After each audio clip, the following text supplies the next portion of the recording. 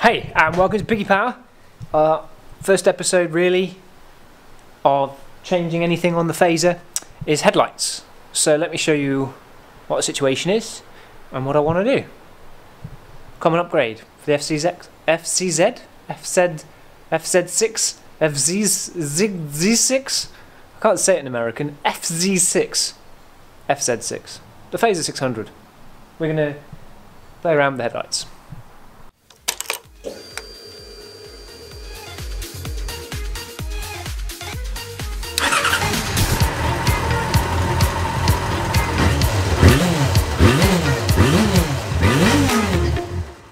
Well, before we shut her away for winter, when we're going to do some other changes, you know, so it can be off the road, we want to do valve clearances, clean up the exhaust.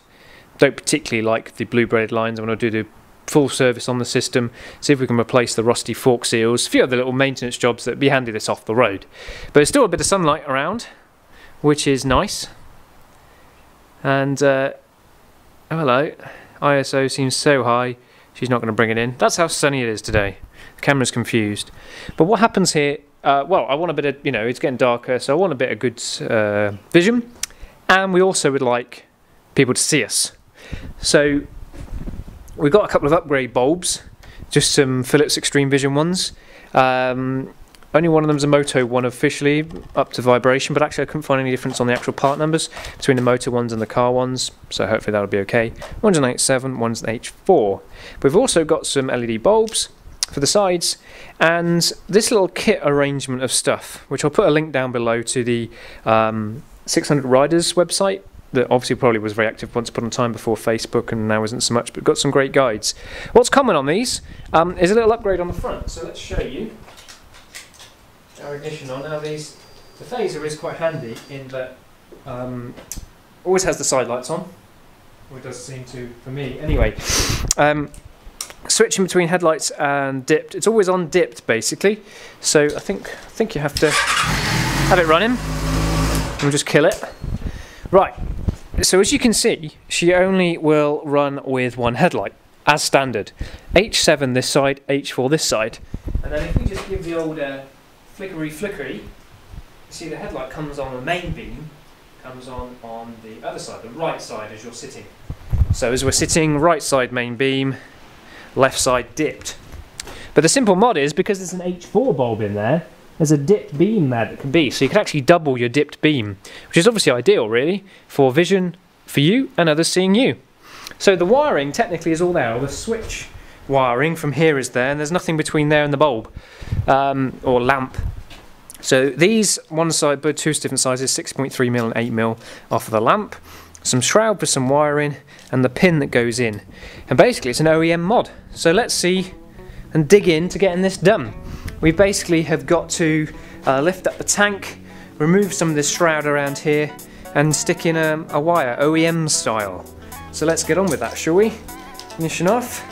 Let's get the tank up and out of the way. I think it's seat, and then tank, and then all the other fabricated parts around there, pull them out too.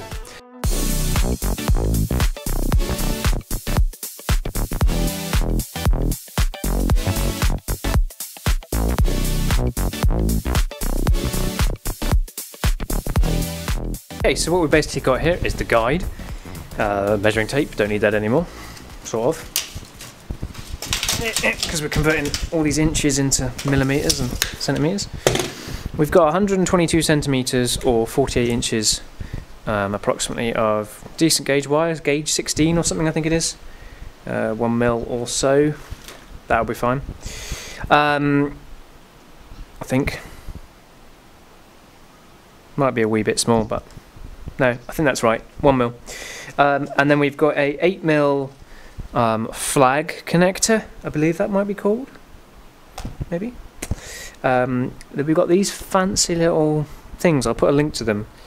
But the guide shows about making one out of a piece of brass, but I found a Ford one that's pretty much the right pin, but we'll soon find out. We've got some sheathing to protect the wire, and then multiple shrink wraps. So basically we need to put the sleeving on this, then some shrink wrap both ends, then getting crimped onto these little things, and then we've got our connector to go in. I'll show you on the actual vehicle, on the bike, where the connector's missing, so you can see the back of the H4 there. There's one missing at the top, and that's where we're aiming for from the switch somewhere, which we're yet to find. We'll get there. Time lapse!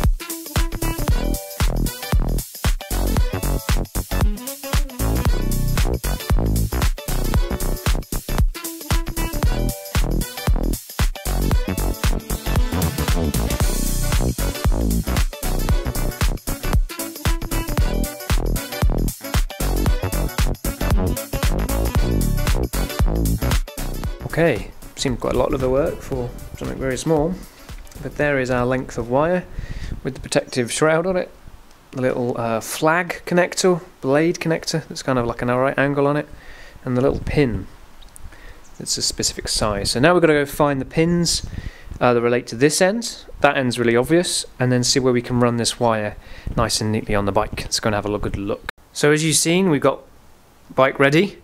We need to remove the battery, which is just there, and the airbox to give us room. So let's do that.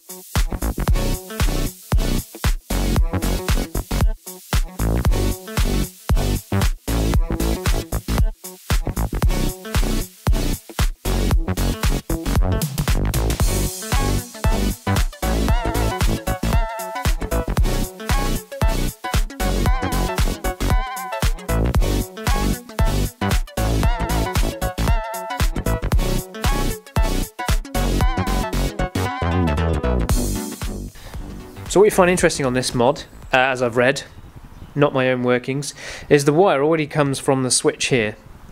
So this is the plug from the handlebars, and you see the green wire there, the quite light green wire.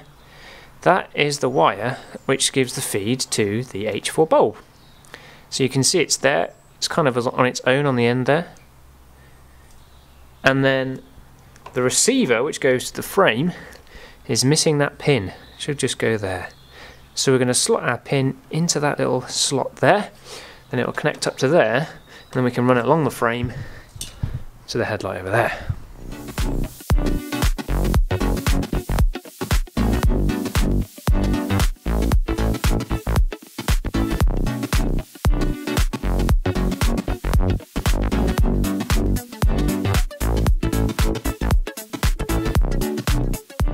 Right, now you can see hopefully the difference in that.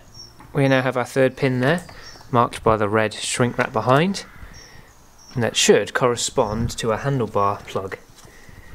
So let's plug that in, make sure it all works okay. We can just check a reference between on a multimeter, and then we'll start feeding the wire around.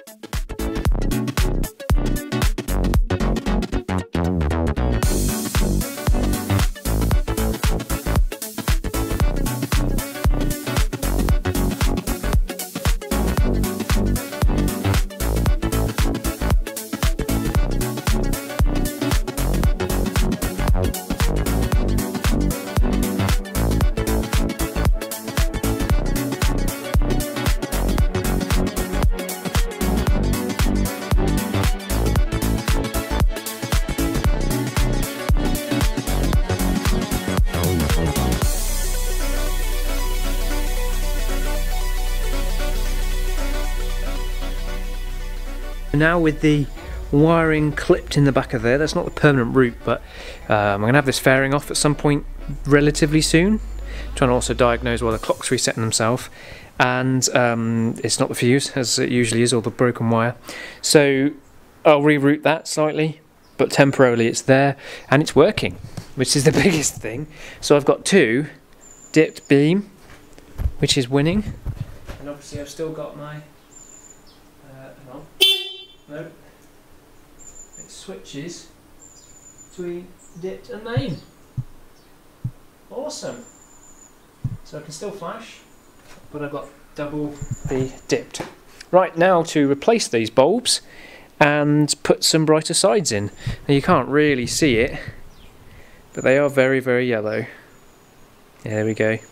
So we'd like to upgrade those bulbs, so let's do that now too, shall we? This was the state of the old bulbs, or lamps to be specific, be accurate, sorry.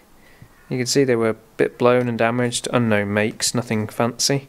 And this one had black patches on it and everything, so nice to replace them, not even keeping them as spares. Now, vastly superior. Obviously the main beam, or the dip beams, are slightly yellow compared to the nice bright sides. But I'm pretty happy with that. I might try and find some LEDs that aren't quite so blue. But as brighter the better, really. As far as visibility is concerned, I don't want to be blinding anyone. And it's difficult to show on camera always with these things, but it does look a lot brighter. It's nice. That's awesome. Definitely whiter and brighter. And now twin dipped. So that is my little upgrade on the lights for the Fazer, for our sort of first attempt at modifying it. Looks good. Right, let's go and put it back together, give it a wash, wait till it goes dark I think, and we'll go out and test them. And reply to that text message. So thanks for watching, give it a thumbs up. Piggy power. Into motorbikes now apparently.